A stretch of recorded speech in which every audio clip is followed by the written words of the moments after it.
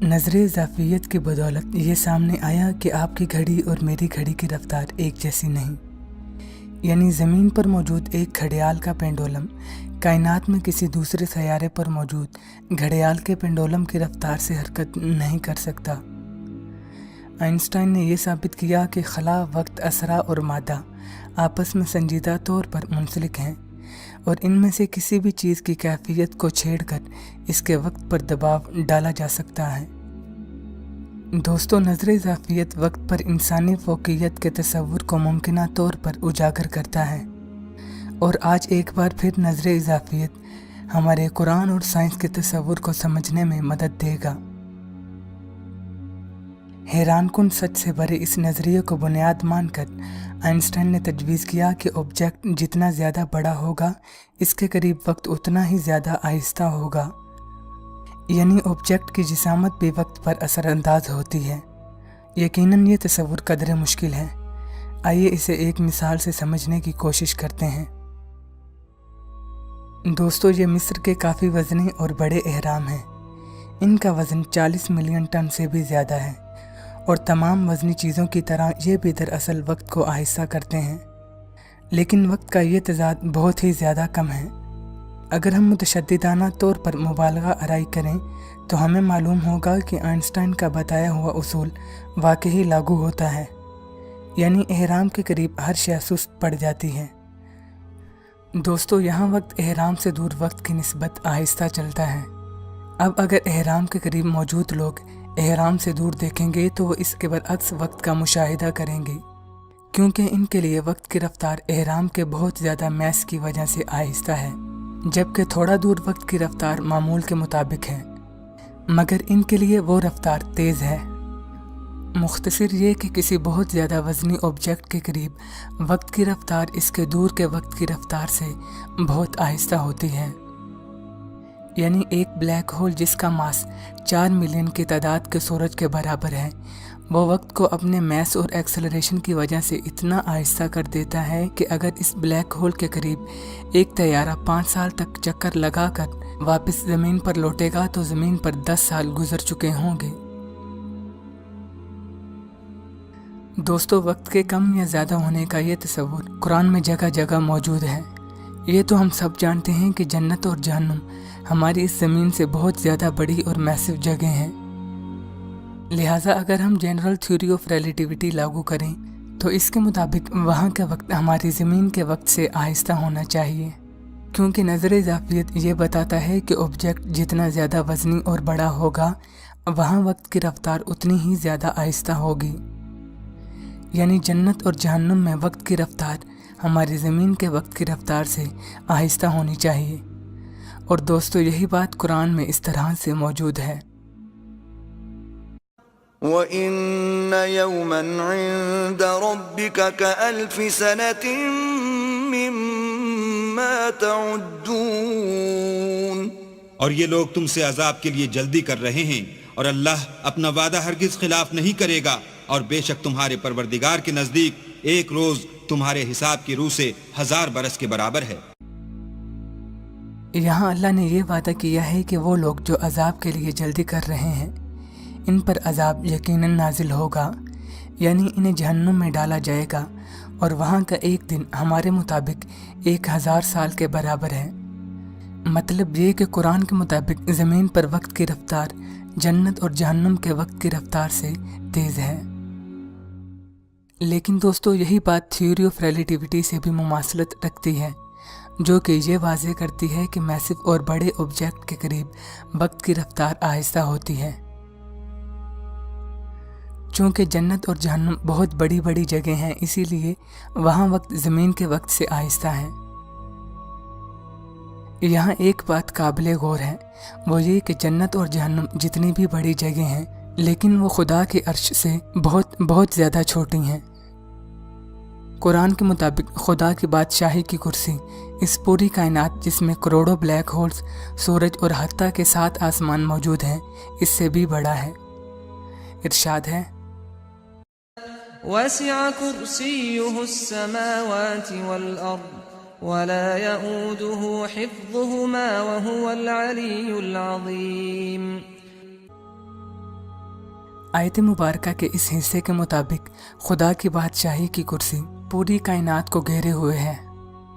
दोस्तों, इस कायनात में एक ब्लैक होल जो कि कायनात के सामने अपने वजूद की कोई हैसियत नहीं रखता, अगर वो अपने मैस और जिसामत की वजह से वक्त की रफ्तार को आधा कर देता है, तो फिर आपका खुदा की अर्श के बारे में क्या ख्याल है, जिसके सामने पूरी कायनात ही कोई हैसियत नहीं रखती। वहाँ वक्त थ्योरी ऑफ रिलेटिविटी के मुताबिक और भी आहिस्ता चलना चाहिए। यानी अगर अब हम थ्योरी ऑफ रिलेटिविटी को सच माने, जो कि वाकई 100% सच है, तो इसके मुताबिक खुदा के करीब वक्त की रफ्तार और भी आहिस्ता होनी चाहिए, क्योंकि खुदा का अर्श मुसलसल फैलती कायनात के अलावा 7 आसमानों से भी बड़ा है। यानी यहाँ वक्त ज़मीन के मुकाबले अरबों खरबों गुना आहिस्ता चलना चाहिए। इसी तरह दोस्तों, जब ज़मीन और आसमान की पैदाइश को लेकर कुरान पाक में दिन को बयान किया जाता है, तो दरअसल वो दिन ज़मीनी दिन नहीं होते। इरशाद है, इन्न रब्बकुमुल्लाहुल्लज़ी खलक़स्समावाति वल अर्द फी सित्तति अय्यामिन सुम्मा इस्तवा अलल अर्श।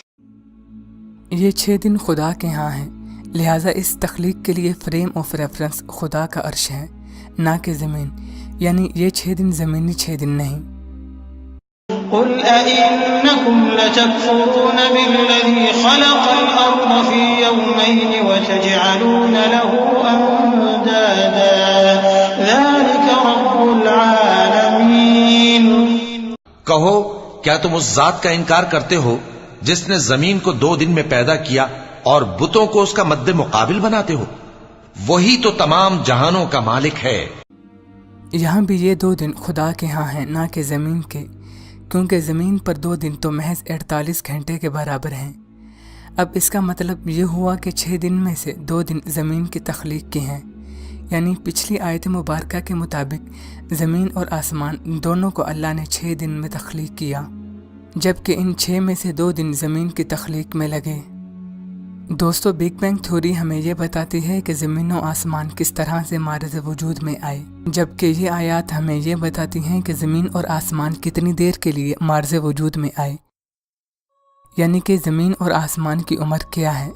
یقیناً یہ آپ کو عجیب معلوم ہو رہا ہے، لہٰذا آئیے اسے تفصیل سے جان لیتے ہیں۔ اس مقصد کے لیے قرآن کی یہ آیت ملاحظہ فرمائیں۔ وَلَقَدْ خَلَقْنَا السَّمَاوَاتِ وَالْأَرْضَ وَمَا بَيْنَهُمَا فِي 6 أَيَّامٍ وَمَا مَسَّنَا مِن لُغُوبٍ۔ اور ہم نے آسمانوں اور زمین کو اور جو مخلوقات ان میں ہے سب کو 6 دن میں بنا دیا اور ہم کو ذرا بھی تھکن نہیں ہوئی۔ یہاں یہ آیت مبارکہ واضح کرتی ہے کہ نہ صرف زمین اور آسمان کو ہی 6 دن میں پیدا کیا گیا، بلکہ اس کے درمیان بھی جو کچھ ہے اسے بھی بیک وقت تخلیق کیا گیا۔ اس کے درمیان سے مراد آپ اور میں بھی ہیں، اور وہ لوگ بھی شامل ہیں جو اس دنیا میں آئے ہی نہیں، کیونکہ یہ آیت مبارکہ واضح طور پر اشارہ کرتی ہے کہ سب کچھ جو اس کے درمیان ہے اسے بھی پیدا کر دیا گیا۔ اب اس کا مطلب یہ ہوا کہ اللہ تعالیٰ زمین و آسمان کے وجود کی مدت کا حوالہ دے رہے ہیں، جس میں سے زمین کی مدت 2 دن ہے اور یہ 2 دن ہمارے 2 دن نہیں۔ چلیے دوستو اسے ایک اور مثال سے سمجھتے ہیں۔ تصور کیجئے کہ ہماری اس زمین پر سب سے پہلے ایک ایٹم آیا، پھر اس ایٹم سے کئی چیزیں معرض وجود میں آئیں، پھر حشرات، چرند، پرند اور پھر انسان وغیرہ۔ اب تصور کیجئے کہ کئی بلین سال کے بعد اس زمین پر سب سے آخری پیدائش ایک مکوڑے کی ہے، یعنی قیامت کا وقت نزدیک ہے اور زمین فنا ہونے والی ہے۔ اب قرآن کے مطابق اللہ تعالیٰ نے فرمایا زمین اور آسمان اور ان دونوں میں جو کچھ بھی ہے سب کچھ 6 دن میں تخلیق کیا گیا، یعنی اس پہلے ایٹم سے لے کر اس آخری کیڑے تک۔ کیونکہ دوستو ان سب چیزوں سے مراد وہ چیزیں بھی ہیں جو ابھی معرض وجود میں آئی ہی نہیں، لیکن وہ چیزیں مستقبل میں موجود ہیں۔ چونکہ ہم مستقبل کو نہیں دیکھ سکتے، لہٰذا یہ چیزیں ہمارے لیے ابھی اسی دنیا میں آئی ہی نہیں۔ اس معاملے میں ہمارا حال ایک ایسی چینٹی کی طرح ہے جو خوراک کی تلاش میں گھر سے نکلتی ہے، مگر وہ یہ نہیں جانتی کہ خوراک اس سے 2 دن کی مسافت پر موجود ہے۔ یعنی اگر وہ مسلسل 2 دن چلے تو پھر ہی اسے خوراک ملے گی۔ اس کا مطلب یہ ہوا کہ 2 دن بعد مستقبل میں خوراک اس کے پاس ہوگی، لیکن فی الحال چونٹی کو یوں معلوم ہو رہا ہے کہ خوراک فی الحال اس دنیا میں اس کے لیے آئی ہی نہیں، لیکن وہ خوراک 2 دن بعد اس کے پاس ہوگی، یعنی مستقبل میں وہ خوراک موجود ہے۔ دوستو، اب چونٹی اور اس کا مستقبل یعنی کہ خوراک خدا کے ہاں دونوں بیک وقت موجود ہیں، یعنی کہ خدا کے ہاں ماضی، مستقبل اور حال تینوں ایک ساتھ موجود ہوتے ہیں۔ اب پچھلی مثال پر نظر ڈالیں تو اللہ کے 6 دن میں سب کچھ تخلیق سے مراد پہلا ایٹم اور دنیا کا آخری مکوڑا سب شامل ہیں، لیکن وہ آخری مکوڑا مستقبل میں کئی بلین ٹریلین سال آگے موجود ہے، لہٰذا اسی لیے ہم اسے نہیں دیکھ سکتے۔ لیکن خدا کے ہاں وہ مکوڑا اس وقت بھی موجود ہے، کیونکہ خدا نے 6 دن میں سب کچھ تخلیق کیا۔ یعنی یہ کہا جا سکتا ہے کہ زمین و آسمان کی پیدائش سے لے کر ان کے فنا ہونے تک کا دورانیہ 6 دن کا مقرر کیا گیا۔ جیسا کہ ایک انسان کی پیدائش سے لے کر اس کی وفات تک کا دورانیہ اس کی عمر کہلاتا ہے، اسی طرح یہ 6 دن بھی ہماری زمین و آسمان یعنی کہ یونیورس کی عمر ہے۔ دوستو، یہ بات مزید واضح ہو جاتی ہے جب ہم ان تمام آیات میں استعمال ہونے والے لفظ ایام اور 6 ایام کا مطالعہ کرتے ہیں۔ یہی الفاظ سورہ 32 آیت 4، سورہ 10 آیت 3، سورہ 25 آیت 59، سورہ 11 آیت 7، سورہ 57 آیت 4، سورہ 50 آیت 38 اور سورہ 7 آیت 54 میں بھی استعمال ہوئے ہیں، اور ان سے مراد نہ صرف دن ہیں بلکہ عمر اور دورانیہ بھی۔ یعنی قرآن کے مطابق آسمان اور زمین دونوں کی مدت، جسے ہم ایج بھی کہہ سکتے ہیں، وہ 6 دن ہے، جبکہ 6 دن میں سے 2 دن زمین کی مدت ہے، یعنی خدا کے ہاں زمین کی عمر 2 دن ہے۔ اب اگر ہم حال کی سائنس کی طرف رجوع کریں تو ہمیں معلوم ہوتا ہے کہ زمین کی عمر 4.57 بلین سال ہے، اور یہ سال ہمارے دنیاوی سال ہیں، جبکہ ہماری کل کائنات کی عمر 13.7 بلین سال ہے۔ دوستو، اگر زمین کی عمر کو یونیورس کی عمر سے تقسیم کیا جائے تو ہمارے پاس جواب 1/3 آتا ہے۔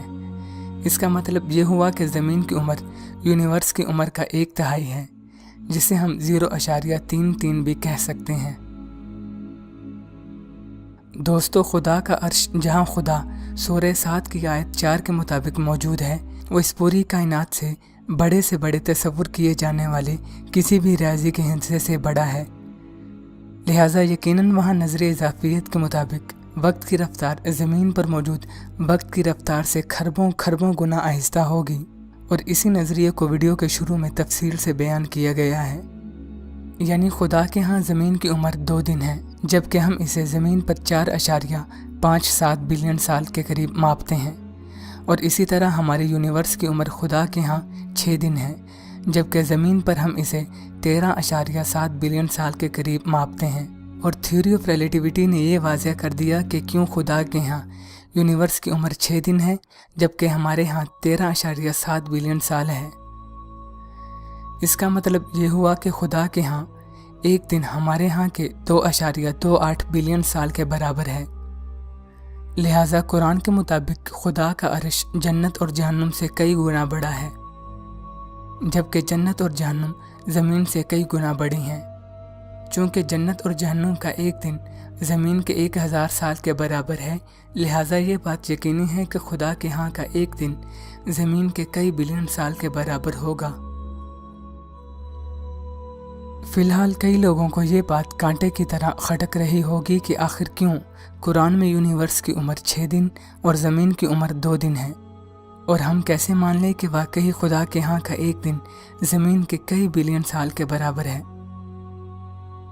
دوستو، ان تمام سوالوں کا جواب کچھ ہی پل میں آپ کے سامنے ہوگا، اور یقیناً یہ جواب ہمیں حیران و ششدر کرنے والا ہوگا۔ تو آئیے جان لیتے ہیں اس جواب کو۔ ابھی ہم نے یہ جانا تھا کہ زمین کی عمر ہماری یونیورس کی عمر کا 1/3 ہے، یعنی جب ہم نے زمین کی 4.57 بلین سال عمر کو یونیورس کی 13.7 بلین سال کی عمر سے تقسیم کیا تو جواب ہمارے سامنے 1/3 آیا۔ دوستو، اگر اب ہم قرآن کے مقرر کردہ زمین کی عمر کے دنوں کو، جو کہ 2 ہے، یونیورس کے مقرر کردہ دنوں سے تقسیم کریں جو کہ 6 ہے تو جواب پھر بھی ہمارے پاس 1/3 ہی یعنی 0.33 آتا ہے۔ یعنی قرآن کے مطابق بھی زمین کی عمر ہمارے یونیورس کی عمر کا 1/3 ہے، اور یہی بات آج سائنٹسٹ بھی تسلیم کرتے ہیں۔ دوستو، چونکہ وقت سب کے لیے ایک رفتار سے نہیں چلتا، لہٰذا اگر کوئی انسان یونیورس کی عمر کو اسپیس کے کسی حصے سے میئر کرے تو اس کے لیے یونیورس کی عمر 13.7 بلین سال کے علاوہ کچھ اور ہوگی۔ تصور کیجئے کہ وہ یونیورس کی عمر کو 27 بلین سال ماپتا ہے۔ اب اس لحاظ سے زمین کی عمر 9 بلین سال ہوگی، لیکن ان دونوں کی ریشو ہمیشہ 1/3 یعنی 0.33 ہوگی۔ دوستو، اسی لیے قرآن نے زمین اور یونیورس کی عمر کو ریشو کے طور پر یعنی 1/3 کی صورت میں بیان کیا، اور یہ ریشو 8 سے بلین سال گزر جانے پر بھی برقرار رہے گی۔ یعنی یونیورس اور زمین کتنی ہی پرانی کیوں نہ ہو جائیں، مگر ان کی ایج کی ریشو ہمیشہ 1/3 ہی رہے گی۔ اگر قرآن مجید ان ویلیوز کو ریشو کے علاوہ کسی اور صورت میں بیان کرتا تو یہ ویلیوز ہر آبزرور کے لیے ایک جیسی نہیں رہتی۔ دوستو، ایک بار پھر یہ کیلکولیشن ثابت کرتی ہیں کہ یہ مقدس کتاب خدا تعالیٰ کے اپنے الفاظ ہیں، جو اس پیچیدگی سے بھری پوری کائنات کا اکلوتا مالک ہے۔ دوستو، اس ویڈیو کو لے کر آپ کی جو بھی رائے ہے ہمیں اپنی رائے سے آگاہ ضرور کیجیے، اور ابھی تک اگر آپ نے ہمارا نیا چینل اسلام کا بول بالا سبسکرائب نہیں کیا تو اسے ضرور کیجیے۔ اس کا لنک آپ کو نیچے ڈسکرپشن یا کامنٹ باکس میں مل جائے گا۔